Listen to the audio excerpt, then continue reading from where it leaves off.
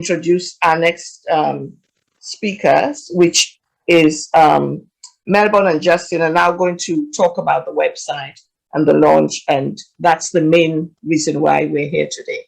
Thank you very much. I'll stop sharing.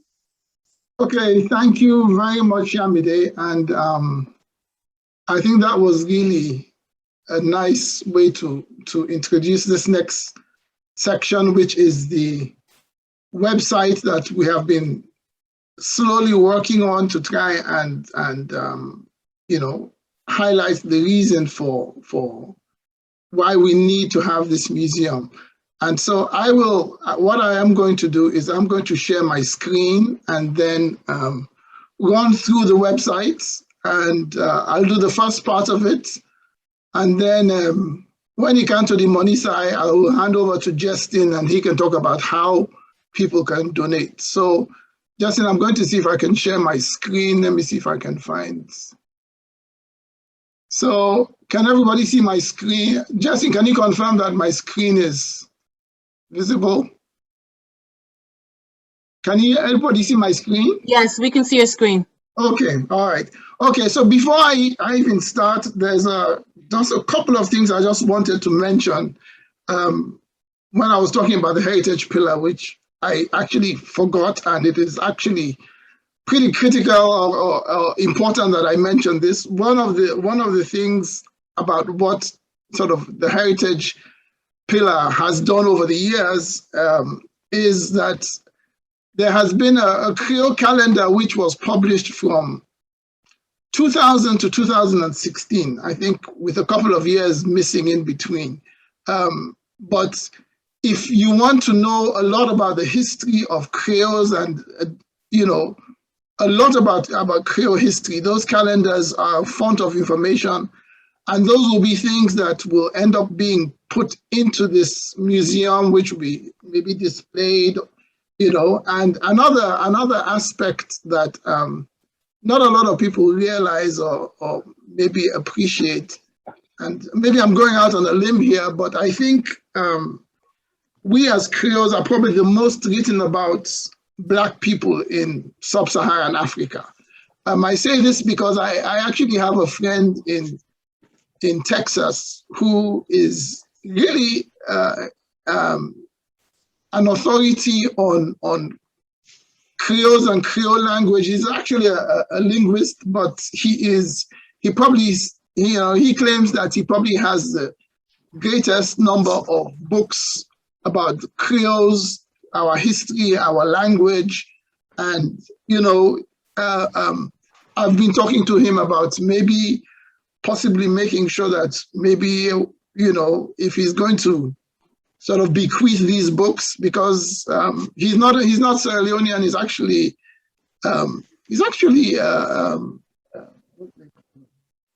like a gypsy, but I've forgotten his actual where he's from, but he lives in Texas, and every so often we chat about this. But it is the type of thing that we will be able to hopefully have a collection in this museum, which could be used as a reference library, and people can come and do research. So onto this website. The website is www, and maybe just might post it later, khmcc.org. When you go to that site, it will bring you to this museum page.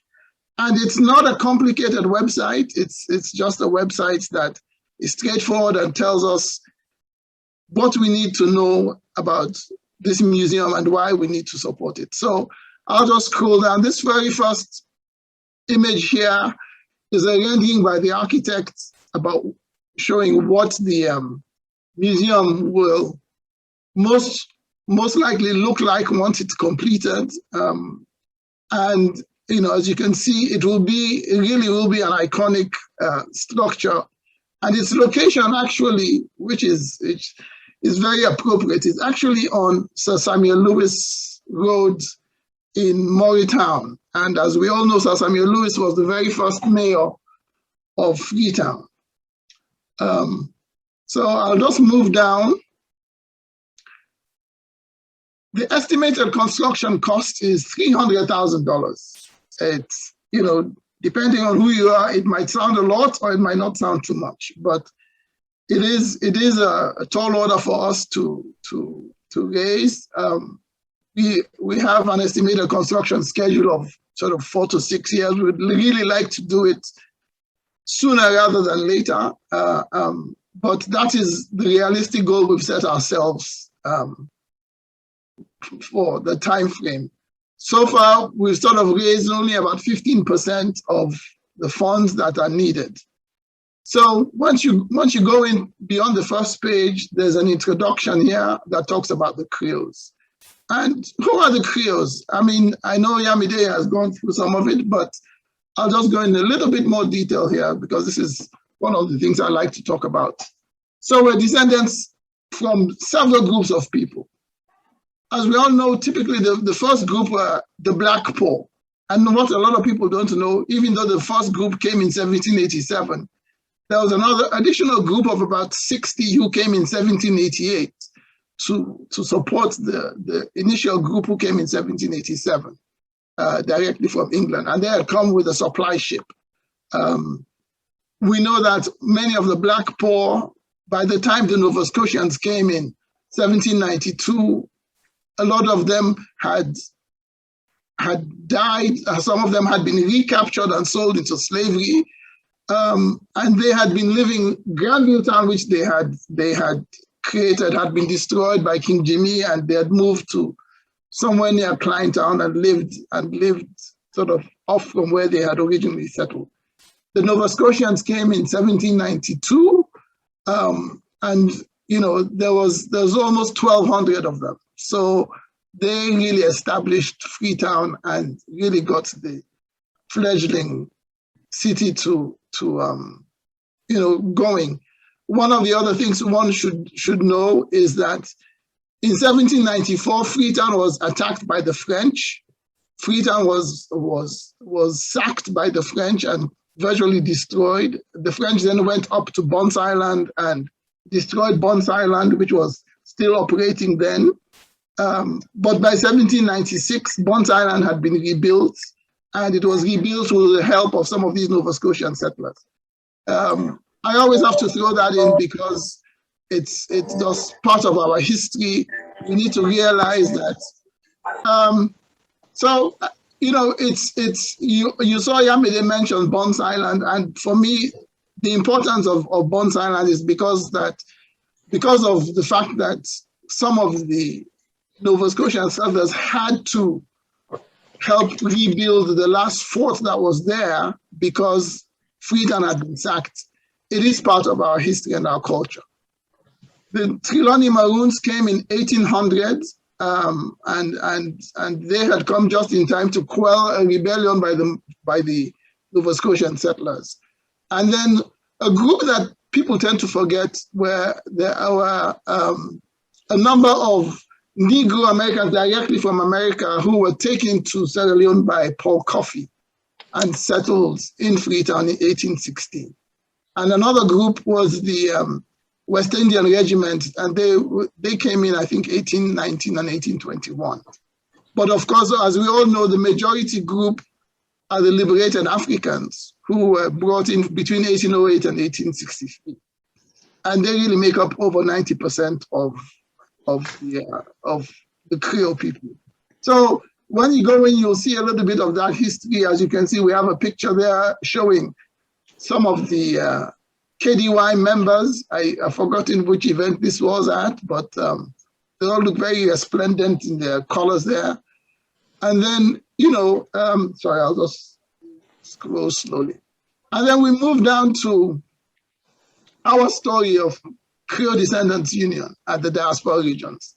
And this just basically tells us, that we've embarked on this ambitious, project to construct this museum and cultural center, which should be a magnet for Creoledom and all Creole businesses and Creoles worldwide.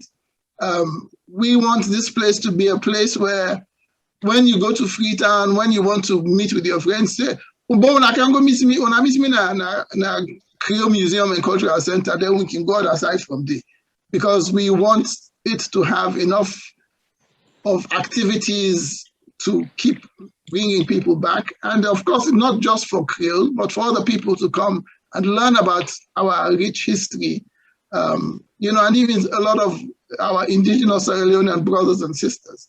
Many don't really know much about Creoles apart from what they feel they know, but I think it would be good for them to come and see and understand more about our history and see how difficult our history was and how we managed to survive. So that's what this little phase of this our story is. It tells about the unique history of the Creoles, our relationships with our Aku Creoles and the Christians, and how we all celebrate all the religious celebrations, Ramadan and Eid al-Adha and Christmas, and we all take part. All man knows say they like the spap and fura and jollof rice and so on and so forth. So that's just the background history of the Creoles as to who we are and why we're embarking on this. This is we have a little gallery here. I'll just go to this gallery and I'll show you some pictures that we have here, which is going to be dynamic. It will be updated every so often. But so here are some pictures of. So right, this is again another rendering from the architect. You can see we have the museum will be open below on the ground floor, where there will be some parking, and we'll have a ramp that leads up to the upstairs, and at the back there'll be stairs to go up to the building, and it's a 3-story building above the sort of first floor. One of the things I think will be in this museum will probably be a replica of a bodos. We might have a bodos within here so people can see. Hopefully we can have some people who may know how to construct that. Next is again another rendering, just showing another view of it, and I think it is going to be really an iconic historic building for not just for us Creoles, but for Freetown. This is a picture of the groundbreaking ceremony in 2016 at the first homecoming, when we went to the site and there was turning of the sword, and we had, Haja Alari there saying a few words. Actually, a couple of pictures we probably will add to this was the libation, pouring of the libation that we had. And then there's a few pictures showing that construction has started. This is not just wishing for something to happen. We have some of the construction that has started here. These are all the pillars that make up the main support structure for the building. And so the next level now is to get to the next floor, to build the first floor. But as you can see, some of the pictures, the KDY have started having meetings on the site because it is their site, and we really want to make sure that this is embraced as this is our place. Now we Creole place this, and then we've got some other pictures which just show events of the first homecoming that was there. This was the Thanksgiving service. There's pictures of us marching from Trinity Church all the way to Maroon Church. A few folks, a few pictures of some folks there. You can see Madam Femi Claudio School there, and oh look, who's that? That looks like me. And some other places, Regent St. Charles's Church. you know, the first homecoming, again, we had meet and greet. We had the president of Sierra Leone come to the first day Cabo and Audu, and so on. So we have these pictures, you know, that we can look. And this was Mami Messer, who was one of our oldest members in New Jersey. She passed away at the age of 99. She was at the first homecoming, and this was at Waterloo, and they danced to the band, you know, and so it was nice. So let me just, I think that's enough now on the pictures. Let's go back. So we have this gallery that you can go to and see some of these pictures, and we'll be adding pictures to this just to keep it active, not just to have the same pictures there for over and over again. So here we come to the brass tacks. So it's the museum construction. As I said at the beginning, the cost is $300,000. The initial amount that was raised by KDY was $20,000, which was used to get the work going.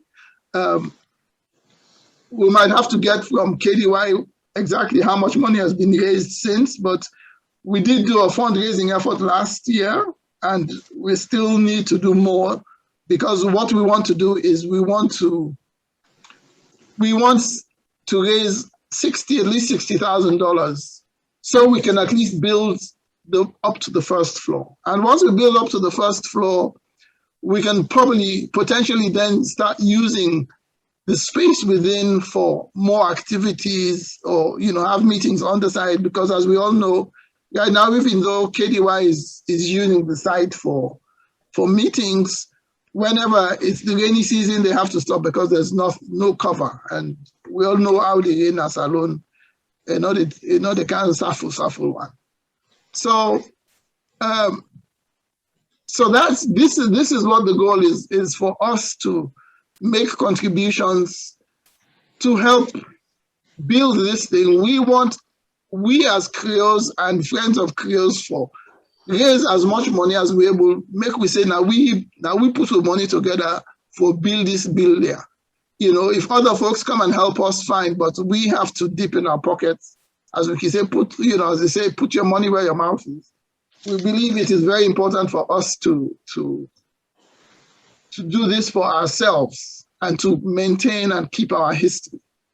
One of the things we have proposed is that there's going to be a Creole museum and, a legacy wall. And what is the legacy wall?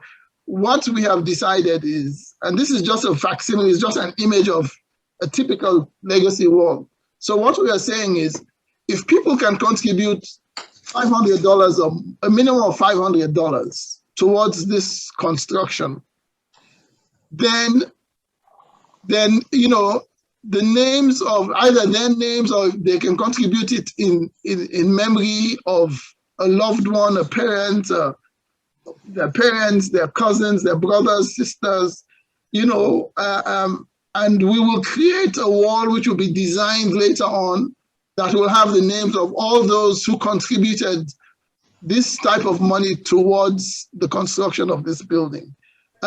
If you recall, for the Thomas Peters Memorial statue, there's a lot of names at the base of it for people who contributed towards that statue. So it is something similar, but this would just be a dedicated wall where people's names, you know, or whoever they've donated the money in honor of will be written, you know. So that's another way for us to help not just memorialize our heroes and sheroes, but to make sure that you know, we can raise the money and we don't forget some of the Creoles who, you know, forged the path for us to walk on. And you know, I think Creole history is replete with a lot of Creoles who were first in so many things. So we really can't afford to forget them. So I think that's my section on the museum. I am going to switch off now. I'm going to hand over to Justin. Now, Justin, you can also then take over and let them know how they can help. So I'm going to stop sharing my screen and I'll hand over to Justin. And I guess one of the things I'll just say right now before Justin starts is maybe at the end of this, once we've done this presentation, we might have one or two questions and answers, and then we can continue with the program. So thank you very much for listening. And it's in when I listen to Justin now, and then we can continue. So Justin, over to you. Thank you very much, Mr. Gaba. Now the serious business. But I'm not going to foresee me because my camera they work as well. They do other thing. Sorry. How you can help? What you want for make you do at the moment? We get a very interesting plan. We know, Mr. Gaba just talked about the $500 minimum contribution. However, that $500 minimum contribution is for the legacy war. But if you have anything at this moment, at this present time, maybe you don't even get a $500 yet. It's okay. But today or tomorrow, you want to give something for let the work keep going on. You can do that through PayPal, Cash App, or Venmo. If you're there in the United Kingdom, Cash App there in the United Kingdom as well. You can send your money through Cash App. Click on the thing there, it takes you straight there. And you can send your contribution through Cash App. If you want to do PayPal as well, you can click on the website and it takes you there straight on. And you make your contribution through PayPal. PayPal, most people get PayPal. But and Venmo as well, you can do it through Venmo. If in the instance you say you don't get anything, you need to use none of any of these three, because modern payments method right now, some people say that they use check and all that kind of stuff, then they want for write to check. We also you can make your check be payable to the people that are free right here. Sorry, let me just make this bigger. Make this payable to Rocaille Commercial Bank, Congo Cross, and that's the account number for the people that are Freetown. Or if you get money at Freetown, you want for Guide, that's the account number. You go there. Or if you also think to say you want for donate in another kind of way, maybe not just my money, you want to give cement, sand, iron rod, then kind of things, then there. You can also send me an email, follow we know, or you can put I would strongly suggest you put all your information on the chat now. If you want to contact you, maybe you take it, you want to give a strip of sand, 2 strips sand, bags of cement, then kind of thing, then put your name on the chat, and then we can try to reach out to you and see how we can get things moving. If not that, we also have the bank accounts there. Rocaille Commercial Bank, formerly known as Barclays Bank, Natom. So you can do that there, or you can go PayPal me, Cash App, all the stuff. There's information there. For email, you can send an email to kdyfreetown@gmail.com, kdyamerica@gmail.com, or you can go back to the website. Where the website, if you're on the website, you just right there. It says, you look right here, you can say info@khmcc.org. If you send an email through there, we're going to get it again. If you at all stuck, you want to call us and get somebody else, there's a phone number there as well for you for reach out to it. We will receive that phone number there from you. If you got questions or you get confused or anything like that, just contact me right below here and we will respond to you. The key about this museum is like when we want this legacy, we want to put a minimum of $500. We just want to show you to say, you can put out for yourself. You be present alive there. You can go and make a celebration there to say, I'm going to put my name somewhere that even when you're gone, you'll still be remembered. You have to put on, maybe you have to put on for you people who don't go. As Creole people don't go to, you have to do maybe 5 years, 10 years. The kind like you put on a church number, like you go put that tablet in a church. It's similar, something like that, but this will come and put a name. And when the building is finished, you named up there. You can go and do an unveiling ceremony for, say, you want to unveil your name or your people a name, which goes say, your name is written on this building. This museum will try for do. That's gonna stand out there. And you great grandpa them go for come and say, oh, my granny and my grandpa may do this way them they're alive. Or then do them for we great granny or great grandpa them or people away when I love one.